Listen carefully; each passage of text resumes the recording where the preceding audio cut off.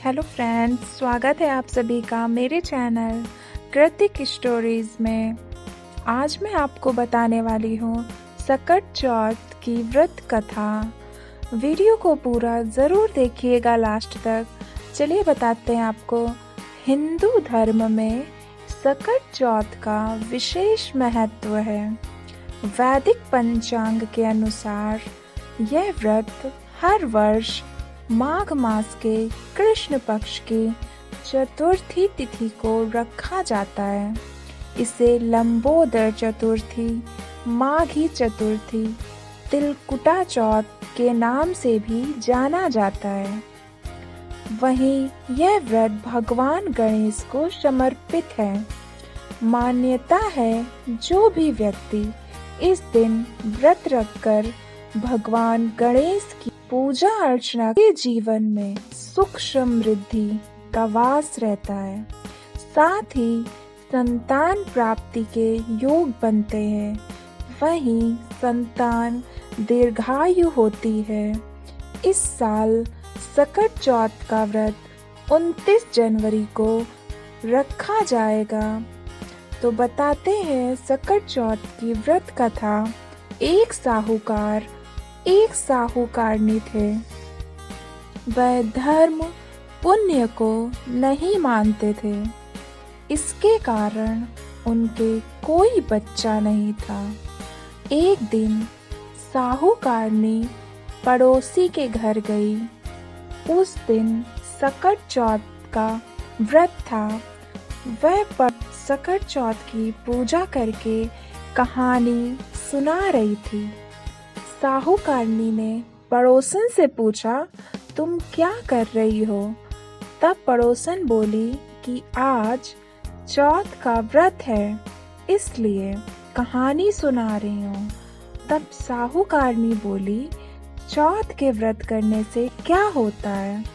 तब पड़ोसन बोली, इसे करने से अन्न, धन, सुहाग, पुत्र सब मिलता है। तब साहूकारनी ने कहा, यदि मेरा गर्भ रह जाए तो मैं 1.25 सेर तिलकुट करूंगी और चौथ का व्रत करूंगी। श्री गणेश भगवान की कृपा से साहूकारनी के गर्भ रह गया तो वह बोली कि मेरे लड़का हो जाए तो मैं 2.5 सेर तिलकुट करूंगी। कुछ दिन बाद उसके लड़का हो गया तो वह बोली कि हे चौथ भगवान, मेरे बेटे का विवाह हो जाएगा तो 5.25 सेर का तिलकुट करूंगी। कुछ वर्षों बाद उसके बेटे का विवाह तय हो गया और उसका बेटा विवाह करने चला गया, लेकिन उस साहूकारनी ने तिलकुट नहीं किया। इस कारण से चौथ देव क्रोधित हो गए और उन्होंने फेरों से उसके बेटे को उठाकर पीपल के पेड़ पर बिठा दिया। सभी वर को खोजने लगे पर वो नहीं मिला। हताश होकर सारे लोग अपने अपने घर को लौट गए। इधर जिस लड़की से साहूकारनी के लड़के का विवाह होने वाला था, वह अपनी सहेलियों के साथ गणगौर पूजन के लिए जंगल में दूब लेने गई। तभी रास्ते में पीपल के पेड़ से आवाज आई, ओ मेरी अर्धब्याही। यह बात सुनकर जब लड़की घर आई, उसके बाद वह धीरे धीरे सूख कर कांटा होने लगी। एक दिन लड़की की माँ ने कहा, मैं तुम्हें अच्छा खिलाती हूँ, पहनाती हूँ, फिर भी तू सूखती जा रही है, ऐसा क्यों? तब लड़की अपनी माँ से बोली कि वह जब भी दूब लेने जंगल जाती है तो पीपल के पेड़ से एक आदमी बोलता है कि ओ मेरी अर्धब्याही। उसने मेहंदी लगा रखी है और सेहरा भी बांध रखा है।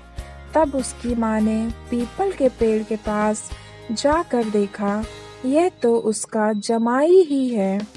तब उसकी माँ ने जमाई से कहा, यहाँ क्यों बैठे हो?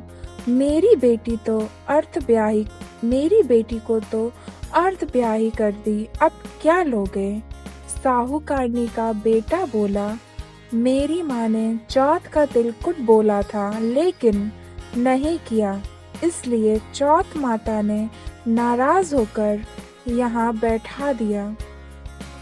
यह सुनकर उस लड़की की माँ साहूकारनी के घर गई और उससे पूछा कि तुमने सकट चौथ का कुछ बोला है क्या?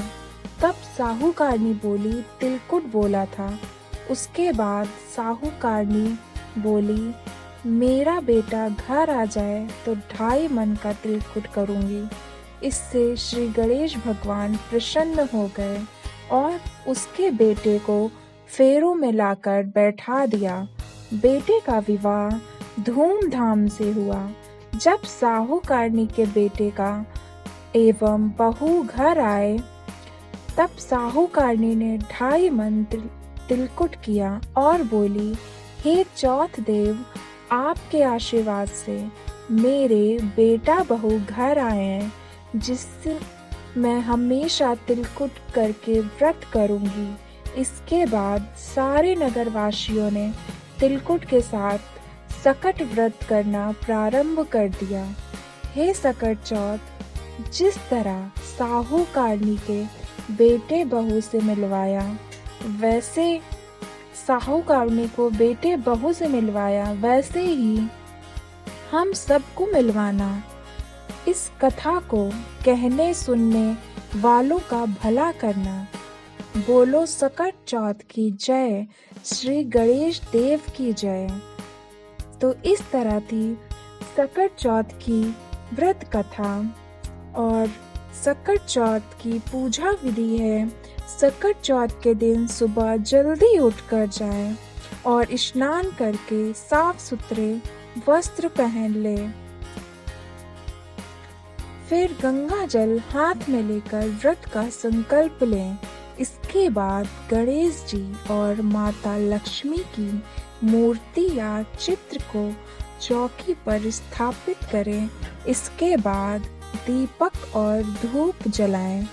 वहीं फिर गणेश जी और माँ लक्ष्मी को रोली और अक्षत लगाएं। इसके बाद पुष्प, दूर्वा, मोदक आदि अर्पित करें। इस दिन भगवान गणेश को तिल के लड्डुओं का भोग लगाएं, क्योंकि इस दिन तिल का विशेष महत्व है। साथ ही ओम गणपते नमः मंत्र का जाप करें। इसके बाद सकट चौथ व्रत की कथा सुने और अंत में आरती करें। वहीं रात्रि में चंद्रमा को अर्घ्य देकर सकट चौथ व्रत संपन्न करें।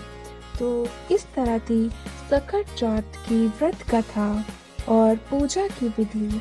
अगर आपको भी ये कथा अच्छी लगी हो तो प्लीज़ लाइक और शेयर करना मत भूलिएगा और कमेंट बॉक्स में बताइएगा आपको किस तरह की स्टोरी सुनना अच्छा लगता है। और अगर वीडियो अच्छा लगा हो तो प्लीज़ चैनल को सब्सक्राइब जरूर कर दीजिएगा। आपसे फिर मिलेंगे नेक्स्ट वीडियो में, तब तक के लिए धन्यवाद।